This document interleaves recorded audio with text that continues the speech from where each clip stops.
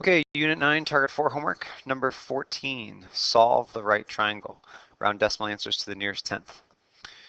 So one standard thing that we'll do to start off is that we'll use upper and lowercase letters to represent the sides and the angles across from them.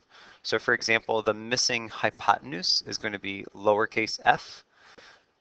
8, which is the side across from angle D, is going to be lowercase d. 14, which is the side across from angle E, is going to be lowercase e. So I'm looking for side F, I'm looking for the measure of angle D, and I'm looking for the measure of angle E. I want to draw your attention to this that I'm circling in red. When you have two sides of a right triangle, you can use the Pythagorean theorem to find the third side. Pythagorean theorem says leg squared, so 8 squared, plus leg squared, 14 squared, is equal to hypotenuse squared, so f squared. So I'm going to do 8 squared plus 14 squared. So 8 squared is 64 plus 14 squared. 14 squared is 196. And I get 260. So 260 is equal to f squared. I then want to take the square root of both sides of that equation. And so f is equal to, we can use the calculator to find this value. We could simplify square root of 260 down using exact values, but this says round to the nearest tenth. We have asked you in the past to simplify square root 260. So if I wanted to simplify square root of 260, I might try to see what I could do with this. I might say this is 4 times something. Get my calculator and do 260 divided by 4.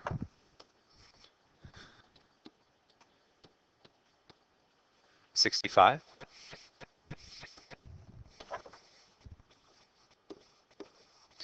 And so this is going to simplify to 2 root 65.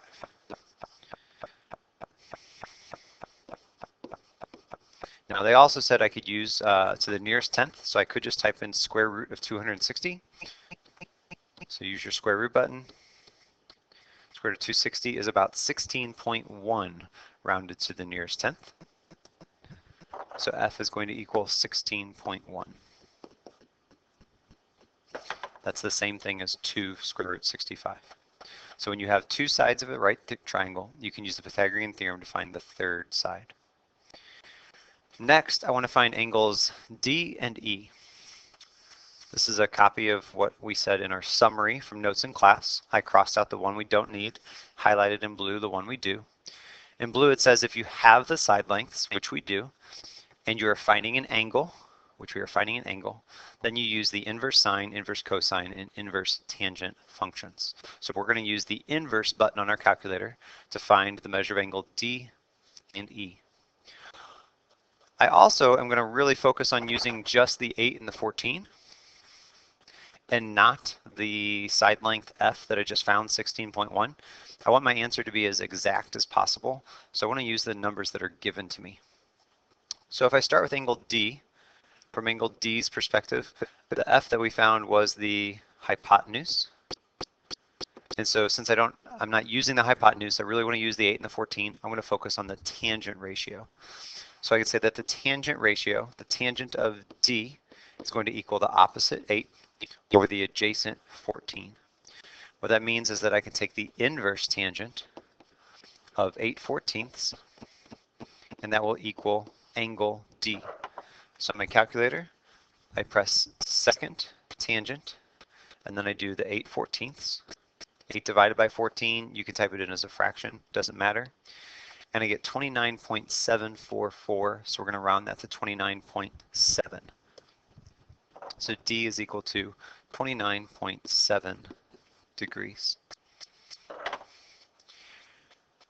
I could do the same thing for angle E. I could set up an equation where I said the tangent of angle E, doing this in the bottom left-hand corner of the screen, tangent of angle E is equal to 14 over 8. And then I could do inverse tangent of 14 over 8. So second tangent, 14 over 8. and I get 60.25. But what I want to show you is that once you have one angle, since you know that the two acute angles have to add up to 90 degrees because you also have a 90-degree angle, so 90 plus 29.7 plus something equals 180, I could have done 90 minus the angle I had, which was 29.7, and I'll get that same 60.3. So if I would have rounded this to 60.3, it would have been the same measure. So I'll draw your attention to this in the bottom right-hand corner. Once you have one angle measure besides the right angle, you can subtract it from 90 to find the other one. So I could do 90 minus 29.7, and that's going to give me 60.3 degrees.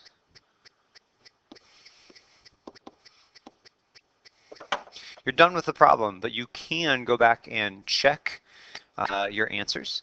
You could use, since we used Pythagorean theorem to find f, we got 16.1. We used the tangent ratio to find 29.7. We could set up an equation. This is just to check. We could set up an equation using the 60.3,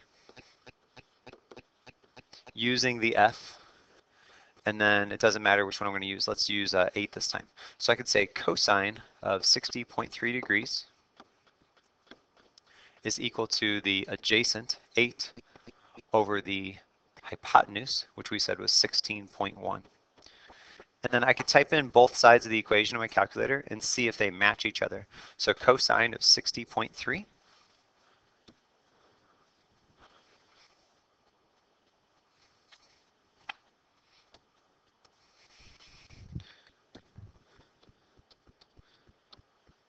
is 0.4954. And then we said 8 divided by 16.1.